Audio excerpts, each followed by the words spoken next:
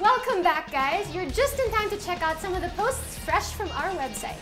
Unahin na natin yung kay Nealers at ang sabi niya ay, Hi MOG, batiin niyo po sana ang mga players ng ZX, lalo na ang Supreme Clan. Pabati naman ang character ko, si Nealers. Mabuhay ang ZX Online. ba't mo naman gusto batiin ang sarili mong character? Di ba dapat iba ang binabati mo? Huwag ka na, Sam! Dun siya masaya. Here's one from Pogro. Mom TV is something new sa mga paningin ng mga Pinoy. More power to your show! And a question about Sam. Are you Shivaker? Thank you for watching, Pogro, at sana hindi kayo magsawa sa pagpapanood sa amin. At tungkol naman din sa tanong mo kay Sam, how about we let him answer that for himself? Okay, Pogro, sasagutin ko na once and for all ang tanong mo kung ako si Shivaker. Well, ang sagot ay, mukha ba akong Indian? Tingnan mo mabuti. Hindi naman, di ba? Alright, ito naman ang tanong ni Night Dreamer. And he writes, I just want to say congrats to Iwago Clan for being the top 1 guild in Cabal Jupiter server. Long live Iwago Clan where brotherhood and sisterhood happens. More power, MOG TV. Keep it up, Idol Sam YG and Miss Diane, my crush. at habang pumapalakpak ang tenga nitong si Diane season, let me remind you guys to check us out at www.mogtv.com.ph.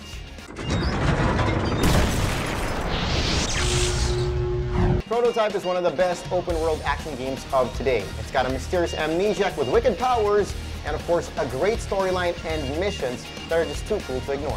Prototype's gameplay is quite similar to Hulk's Ultimate Destruction. Alex Mercer can run vertical on buildings, glide, eviscerate his enemies, and he can also shapeshift into other people and more.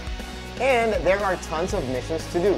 But what I went for are the trophies or achievements. Eto na naman tayo. Sige. Ikaw, ilan na nagawa mo?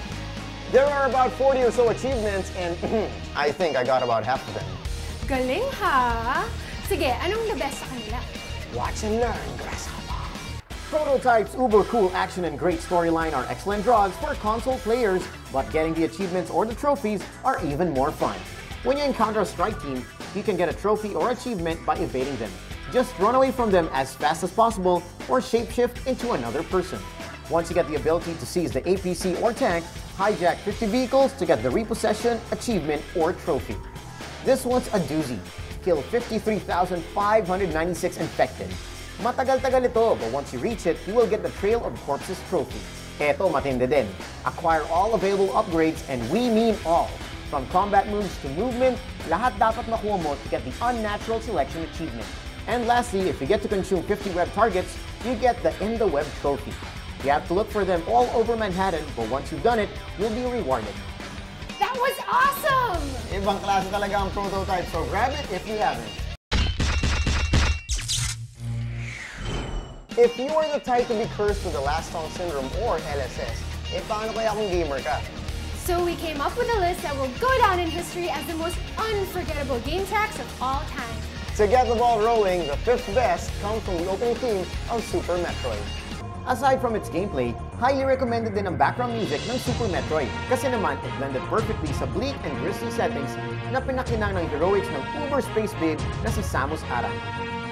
Ang tumatapat naman sa pang-apat, Dr. Wily Stage sa Mega Man 2. Sino ba naman ang di ginanahan sa fast-paced techno music na to? Dr. Wily Stage asks players to step up their game kung gusto nilang talunin siya. Kaya naman magandang motivation ang binibigay ng background music na to. Pero kung cinematic, operatic, animatic, o kung ano-ano pang atik dyan, nothing beats number 3, Final Fantasy. Despite being just a few piano notes, iconic ang prelude dahil in one way or another, present siya sa bawat Final Fantasy title. At kahit di hamak na mas matindi ang emosyong hatid ng mga tracks tulad ng Eyes on Me at Libero Fatali, di pa rin maiwawaglit ang Calm Before the Storm feel na hatid ng prelude. At number 2, raise your swords and shields because it's the Legend of Zelda title track. Like Final Fantasy's prelude, the Legend of Zelda theme endured through the years. And what sets these two iconic tracks apart? Kasi naman itong Zelda theme ay mapapakinggan sa lahat ng Zelda games na lumabas. Pero what makes this track a winner is that it bridges players from different consoles and platforms. At ang pinaka-iconic game track of all time? Well, do I need to say more? Of course, it's a Stage 1-1 theme from Super Mario Bros. Kahit nga first 3 notes pa lang, malalaman mo na kagad na it's from the best-selling and well-known game of all time.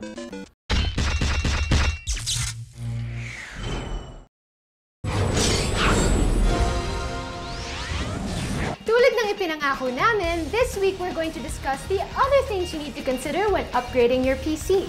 Perhaps ang critical component ng batch ito, ang memory module. And this part helps you retrieve data from your PC. Kaya naman it's not a crime to have a huge amount of memory or the latest type of memory.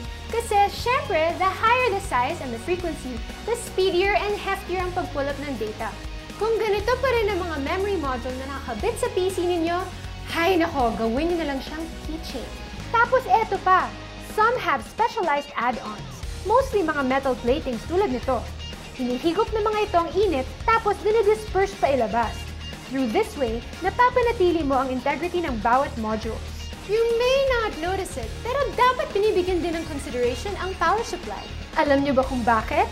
Kasi naman itong Octopus Life part does have a say on how many components you can include in your setup.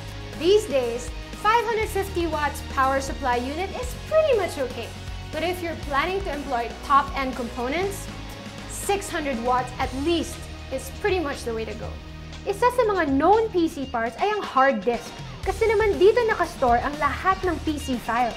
Ang safe na hard drive space is 160 gig at dapat serial ATA ang connection para swak na swak sa mga motherboards ngayon. But if you're planning to store up a massive amount of data, better have around 500 gigabytes or 1 terabyte worth of disk space. Pero yun nga, hard drives with these insane amounts of space cost a lot. At syempre, di pa huhuli ang optical disk drive at ang casing. For the disk drive, make sure to have a DVD RW for obvious reasons. As for the casing, make sure that it's the right fit for your motherboard. May tinatawag kasi na ATX and mini ATX. For the full-bodied motherboards, the ATX is just right. And of course, for the smaller ones, the compact ones, are with a mini ATX. Make sure you get ample space para hindi kayo mahirapan pag nag-assemble ng PC. At make sure din na syempre may space enough to circulate din yung air, diba?